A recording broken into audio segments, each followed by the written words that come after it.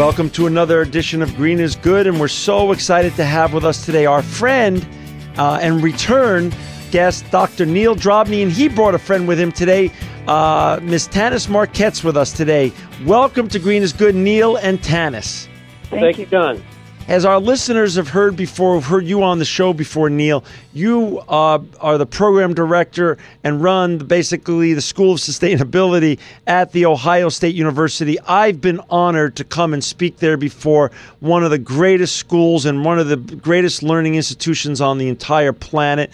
And you have built up from the ground up one of the greatest sustainability schools in the world. And my hat's off to you. I bow down to you. And you're always welcome on this show because I love what you're doing. And you're so kind today to have brought Taniss Marquette with you, who's a division-level global sustainability leader in Momentive, which is a global leader in specialty chemicals and materials, also located in Columbus, Ohio. And we're going to be talking today about a very important new topic. It's a case study in collaboration between academia and industry in preparing students for employment. But before we get to that very important topic, Tanis, I'd like you to share a little bit about your background, leading up to your position. And then, Neil, I'd like you to share a little bit about your background as well, so our listeners learn a little bit about both of you first before we get talking about collaboration and academia and industry and employment opportunities. Tanis, you go first today, please. Sure. I am the Global Sustainability Leader for Momentive Specialty Chemicals. I've worked for them for the last 17 years. I've had a variety of different roles within the organization and actually started out in Canada with my formal education and working in their Vancouver plant that they had many years ago in a safety role. Expanded that into working for a region, had a number of plants that I was responsible for, and then moved to our largest facility in Louisville, Kentucky. And at that time, I had begun working with a lot of our commercial leaders and traveling with them to our customer sites. From there, I had opportunity to take on the role of global industrial hygienist and, again, continue to work with a lot of our customer base, understanding what was driving, their product stewardship programs and the needs in the market. And that led to a new role for our organization, which at the time was called a technical market leader. And the role there was really understanding the changes in the market and what our customers needed to do to meet their consumer demands, which ultimately led us here, which is green and sustainability. And so that's kind of how my role evolved. And then I've been actually the global sustainability leader since 2010. Got it. And how about Neil? Share a little bit about your background, too, as well. Yeah, John, first I need to clarify, should any of my deans ever hear this talk, this interview, I got to admit I'm not the leader of a school. I'm director of a program here, and a school has a whole nother higher level of designation. Thank you for the clarification. But I spent most of my career doing environmental consulting for industry and began to realize that most of my clients' issues were more business problems, or at least much business problems as they were environmental problems. And I learned that business schools around the country and the world were starting to acquaint their MBAs with those kind of issues. So a little over 10 years ago, I walked into the business school at Ohio State and suggested they hire me to teach a course, an MBA course on sustainability and business. In fact, I think we probably called it environmental at the time, 10 years ago. But they did with a little skepticism, and the course went well, so I got to do it again. And then I got to develop a series of courses for undergrads, which I still teach. And then a little over 2 years ago, Ohio State as a whole created this new major in sustainability, and they asked me to be the director of it. So I really have my feet planted sort of in two different places, one as a lecturer in the College of Business, and then secondly as director of this sustainability major, which is differentiated from a lot of other similar majors around the country by the strong business component that we've integrated into this new undergrad major. Got it. And again, the school has grown by leaps and bounds, and I've been honored to be there because of you. And it's just more than impressive. And for our listeners out there that want to learn more about the School of Environment and Natural Resources at The Ohio State University, please go to www.eeds.osu.edu. Neil, you've been on the show before. I'll let you kick off how you and Tanis got together and how this whole collaboration started, and then you two can just start discussing how this whole thing came together, and I'll jump in and ask some questions along the way here. But kick it off, Neil, please. Okay, well, thanks. Well, I have this 2-semester course it's required of everyone in this new sustainability major. And in the first semester, I give them a heavy dose of principles and concepts. And in the second semester, I find a real-life project that's a critical issue for a company. And last year, just through knowing some people in Tanis's organization, we got introduced and discovered that she had a major project that could fit my class. I had 47 students in the class. Wow. And so we talked and found out we could carve up this project into what turned out to be 15 segments and divided the class into teams of either 3 or 4 people, and each team worked then independently on their respective segments, and we came together a few times during the semester to, certainly in the beginning, to brief the students on the project and give them some tools. But by and large, they worked independently with guidance from me or Tanis or others as needed, and then came together again at the end of the semester, which is 14 weeks here at Ohio State, and made some very impressive presentations to Tanis and other executives that she brought into the classroom. So that's in a nutshell how we came together and what we did, and I'll let Tanis amplify on that from their end. Yeah, thanks, Neil. So, to give a little perspective, Momentive Specialty Chemicals is a privately held global specialty company. We're the leading manufacturer in thermal resins, adhesives, structural resins, and coatings. So from that, you can see that we have a very diverse portfolio, and we really strive to engage with our stakeholders on a regular basis, and of course that's what also led us to working with OSU on a number of different facets and the introduction to Neil. So as he had said, he had 47 students, and when he came to me and said, I have this project, and do you have something that a couple of my students could do? And I thought, a couple of your students? Well, I don't have, right then, a small project. I have this massive project that I'm trying to get my arms around, because we have 20-something different market segments, and of those, 18 that we really focus on, and he had this, vast body of students. And so we decided to look at our portfolio and our market segments and work with the students to refine a list that they could work on. And the project was really trying to understand what's material to our stakeholders. And in this case, given where we were, was really looking from just the customer perspective, recognizing that stakeholders is a much broader group. And so we divided them, as Neil had said, into 15 different teams, and we gave them each a different market segment to focus on.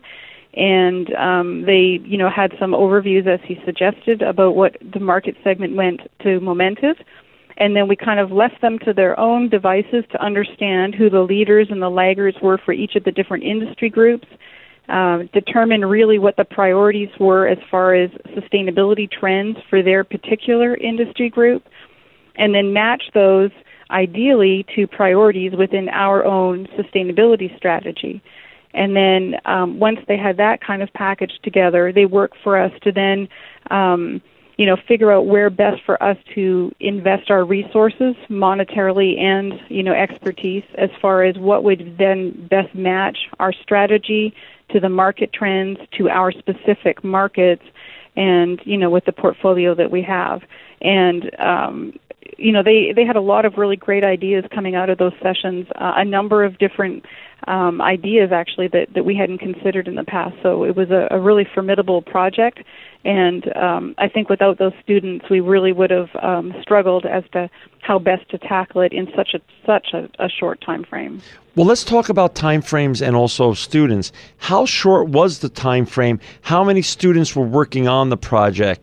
So if you could give some framework around that. Yeah, it was 14 weeks was start to finish for the second semester. Okay. And we had 47 students. All 47 students. Wow. And we had to start by explaining and instructing them to what a materiality assessment was, and then we needed to give them some tools to do that. And this was, of course, material for them, because materiality, as you know, is a developing area within sustainability. So there's kind of a great opportunity to bring them up to speed on something that when they go in the job marketplace, employers are going to say, wow, you've been through a materiality assessment, and that's already been confirmed back to us. But then another interesting part was that some of the tools were under development as the course was going on. So to some extent, the students felt a bit overwhelmed, like they were drinking from a fire hose, and they really were. But it all came together, and at the end of the day, when the course was over, we got some written feedback that I shared with Tanis as well. Students saying they learned more in that course than any other course they had taken. Well, I want to get to that at the end. Neil and Tanis, talk a little bit about this. Was this the first time that Momentive ever did an academic collaboration? And Neil, was this the first time that when you've been over teaching sustainability at The Ohio State University, is this the first time you actually did a collaboration with a major industrial partner, a commercial industrial partner, in the real world? Tanis, go ahead, and then I'll follow up. Sure.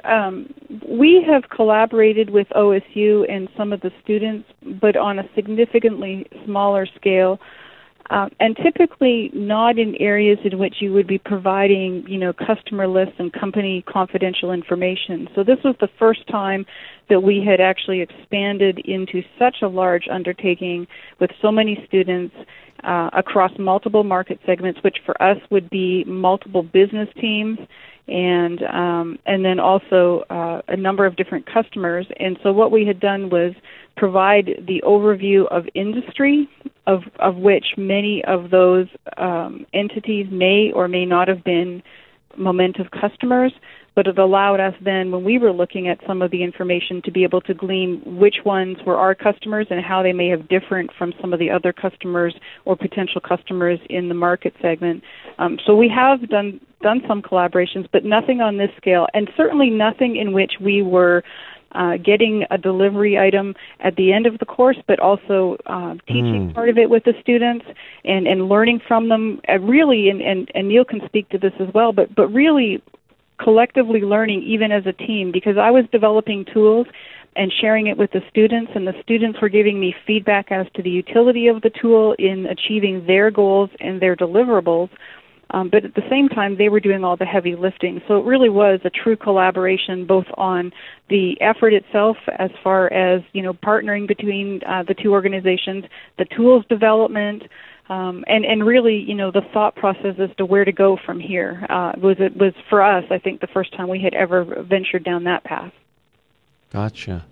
Yeah, in my case, John, I've always used industry projects as part of a course, but the model has been a little different always. It's been I get a write-up from an organization about a project scope, and I present it to the students, and they maybe have one or 2 points of contact throughout the project work with the client, and then deliver the report, sometimes orally, sometimes in writing. But this experience with the Momentive was unique in that Momentive really mentored the students continually throughout the project, and were in constant communication. And that's a much more valuable learning model for the students, and I think the company gets a lot more out of it when they're engaged in the execution of the work and helping the students work through barriers and so forth. So, for our listeners who just joined us, we've got Taniss Marquette from Momentive with us, and we've got Dr. Neil Drobny. We're talking about a case study and collaboration between academia, which is the Ohio State University, and industry, which is Momentive, in preparing students for their future. And if you want to learn more about what's going on at Ohio State University in sustainability, please go to www.eds.osu.edu. So let's talk about nitty-gritty here. When you were working with the students, Tanis, one of the reasons for collaborating with students and with academia is to gain insight into thinking of the millennials, the next generation of customers and employees. How, on the other side now that you're on the other side, how did that work out? I think that it was probably one of the best decisions that we had made. The students provided an incredibly unique perspective at our portfolio, and actually, when we described our portfolio such that we understood it, it didn't make initially an awful lot of sense to some of the students. So we had to go back and rethink even how we were describing our portfolio to be able to reach those millennials, like you had said. And so the students were able to give us feedback on what they thought they heard, and we were able to then, word some of our materials, feed it back to them. And so, even just in the essence and how we define our portfolio, we had some benefit. And then you think about how best to reach, your audience and the ultimate consumers, which these students are going to be. And so they gave us, again, additional ways to think about the portfolio and the products that we make and ways to describe them that were very similar to what we were saying, but still not necessarily in the language that they understood. And so we had an opportunity to enhance our perspective and incorporate their ideas into how to move forward. And Neil, from an academic point of view, were you satisfied with the learning and professional growth that your students got to have during those 14 weeks? Oh, yeah, they really exceeded my expectations in terms of, how quickly they could grasp the information that Tanis and her team was presented, but also how much they just learned on their own while working on these projects. They picked up vocabulary and could carry on a conversation that they couldn't have done at the beginning of the semester. And, when I saw them in their final presentations, talking at a level that would be what I'd say almost boardroom level on sustainability issues, and when they got feedback from Momentive that what they were sharing was significant and useful and was going to have an impact on momentum, the students really lit up. Because that kind of feedback is rare when students can be told directly by industry people, you're helping us frame our strategy and execute our business plan. We're down to the last 2 minutes, unfortunately. I would assume that both of you endorse academia and private industry collaborating more for the reasons and the benefits that you both saw come out of this program. I'll give you both the last word in terms of other lessons learned during the last 2 minutes. Please go, Tanis. I think that the collaboration with the students really highlights the opportunity for them to have real-time learning. We really did collaborate together on the fly, and that's what happens in real life. So they've got their academic, they've got their industry experience, and they came out of it talking in the language that I speak and that my board of directors speak. So to me, that was the true value of the project. And Neil? Yeah, from my point of view, this kind of an experience is a great resume builder for students when they go out into the job market. Not only from the point of view of knowing something about a tool called materiality, but collaboration on projects. We get a lot of feedback from recruiters and industry in general that students across the board are not getting enough academic experience in working on teams and working with each other, and they hammer us. That's really the way things are done these days in the real world of work. And the old-fashioned model of students having to do and demonstrate individual, accomplishments and achievements is something we maybe need to set aside and move into this new collaboration frame of doing things. Well, Tanis and Neil, thank you both for joining us today, and thank you for collaborating and having academia and industry come together to make the world a better place. You both are living proof that green is good.